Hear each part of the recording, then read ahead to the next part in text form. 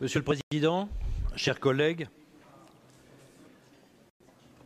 le budget pour 2019 que vous nous présentez peut être considéré comme votre budget de mi-mandat. Sans surprise, il reprend les orientations déclinées au mois d'octobre et poursuit le même cap libéral engagé depuis 2016. Bref, en fait, rien de nouveau sous le soleil de Normandie, Monsieur le Président.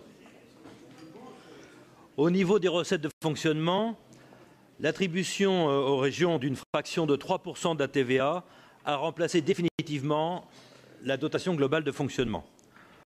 La participation de l'État est donc passée pour la Normandie de 23% à environ 7%. Mais du fait de la progression prévue de la TVA, les ressources régionales devraient augmenter de 0,25%. Nous le répétons, ce n'est pas une bonne chose que les recettes régionales reposent sur cet impôt injuste. C'est pourtant ce que réclament les manifestants des rues et des ronds-points, une meilleure justice fiscale. La TVA repose sur la consommation, pas sur les salaires. Et avec un pouvoir d'achat en berne, cette recette devient instable et injuste. Car elle pèse davantage sur les ménages que sur les entreprises et proportionnellement plus sur les personnes modestes que sur les plus aisées. Nous revendiquons donc, en ce qui nous concerne, pour le groupe des élus communistes du Front de gauche, pour les régions, un levier fiscal autonome, afin de prélever sur les entreprises des participations au budget régional en contrepartie des efforts financiers réalisés pour les soutenir ou aménager le territoire qui les accueille. Monsieur le Président, les dépenses de fonctionnement pour 2019 sont en baisse de 1,26%. On voit bien que le refus de contractualiser avec l'État sur une limitation de ces dépenses à 1,2% était vraiment de la poudre de perlimpinpin jetée aux yeux des élus régionaux.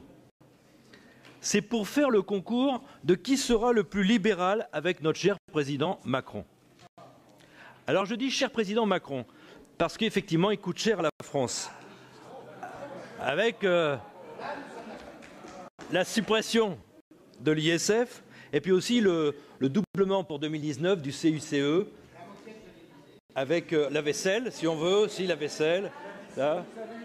Renettoyer les cheminées par rapport aux besoins du chien. Mais tout ça, on le sait bien, le CICE, malheureusement, n'a pas démontré véritablement son utilité, son efficacité par rapport aux créations d'emplois. Et ce que veulent les manifestants, Monsieur le Président, c'est une meilleure redistribution des richesses. Alors vous allez me dire, oui mais Monsieur Moïse, c'est conjoncturel, cette baisse est liée à la fin de certains dispositifs, cette baisse est liée à des conventions ou bien des compétences qui vont être transférées comme l'apprentissage. Je vous répondrai, Monsieur le Président, que ces dispositifs vont être compensés par d'autres. Par exemple, le plan 500 000, l'AGFIP ou le FPSPP vont être remplacés par le pacte. La région ne perdra aussi la compétence apprentissage qu'en 2020. Et la compétence liée à l'orientation, fléchée vers les régions, va aussi générer des besoins à couvrir financièrement. Je vous répondrai aussi que la baisse des dépenses d'intervention est aussi liée à des critères de recentrage des aides au sport et à la culture. Il y a ainsi des diminutions ou des suppressions de subventions pour certaines associations qui travaillent pour l'émancipation et l'éducation populaire, et non pour le sport de haut niveau ou la culture élitiste. D'ailleurs, il y a une phrase du rapport qui résume bien ces choix. Les budgets sont plus précis et donc plus contraints, ce qu'il faut traduire évidemment par les budgets sont recentrés et donc plus réduits. Vous savez, Monsieur le Président, les moyens liés à la compétence de l'apprentissage pourraient être réaffectés, notamment vers les filières professionnelles. Je pense en particulier à celle du domaine sanitaire, avec pourquoi pas l'atténuation des frais de scolarité pour les élèves kinés. Enfin, concernant les dépenses de fonctionnement, l'objectif de réduire les effectifs des agents de la région de l'équivalent de 75 temps plein ne sera pas sans conséquence sur le niveau du service rendu aux Normands. Cela se fera en rabotant les remplacements et les renforts dans les services pour revenir aux 1607 heures annuelles en remettant en cause des conquis sociaux les moyens de l'action sociale et de la médecine, pourtant nécessaires pour prévenir l'absentéisme et le mal-être des agents. Pour les dépenses d'investissement, elles sont en partie financées par l'épargne brute, qui provient justement de ces mesures d'austérité sur le fonctionnement. À hauteur de 236 millions d'euros, c'est encore 36 millions d'euros de plus que l'objectif annuel que vous aviez annoncé. L'emprunt d'équilibre théorique de 261 millions viendra donc compléter les recettes réelles pour soutenir la véritable première année d'engagement financier pour l'investissement en Normandie. Mais pourquoi alors faire seulement maintenant sur un objectif qui est centralisé prioritairement sur le confort des trains?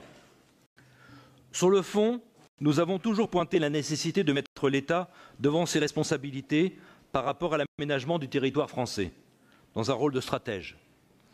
Vouloir se substituer à lui en opposant soi-disant une vision girondine à une vision jacobine, mais en gardant le même cap libéral, c'est encore de l'enfumage et de la poudre de perlimpinpin. Cette vision libérale consiste à quoi? Consiste à concentrer les efforts uniquement sur 4 pôles pour avoir des transports commerciaux confortables et facilités entre Paris, Caen, Le Havre et Rouen. Monsieur le Président, et les autres parties du territoire?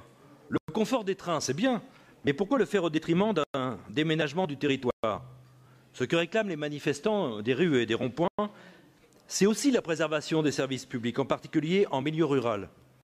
Cela concerne notamment la question du développement des transports en commun, en particulier ferroviaires, entre les villes petites et moyennes de la Normandie. Cela contribue d'ailleurs à lutter contre la pollution et permet d'éviter les taxes punitives sur le pouvoir d'achat.